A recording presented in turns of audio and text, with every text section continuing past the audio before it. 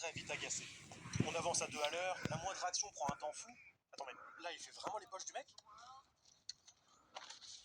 Il y a 2 millions de commandes qui dépendent du contexte, des pavés et des pavés de texte dont seulement 3 personnes sur Terre ont lu l'intégralité. Bref, on n'est pas habitué à ce genre de gameplay.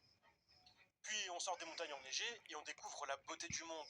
On arrive à Valentine et on découvre la tonne d'interactions possibles. On remarque une tonne de petits détails ici et là qui nous glissent doucement l'idée que ce n'est peut-être pas une expérience comme les autres.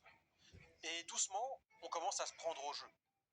Est-ce que si je suis ce PNJ, il va réagir? I know you're following me. Quit it! Ah oui. Et si je m'habille comme ce gars-là, dit quelque chose? I really hope this new garb of yours isn't a permanent fixture. Ah oui, ça aussi, y ont pensé.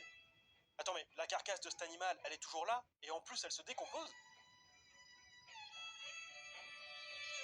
Attends, mais ce PNJ qui mange, il vide vraiment son assiette?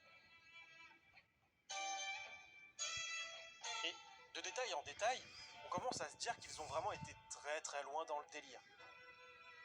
Ouais, en fait, Red Dead 2 tend presque plus vers la simulation que vers le jeu vidéo classique. Et pour y parvenir, ça a demandé des dizaines, si ce n'est des centaines de milliers d'heures de travail.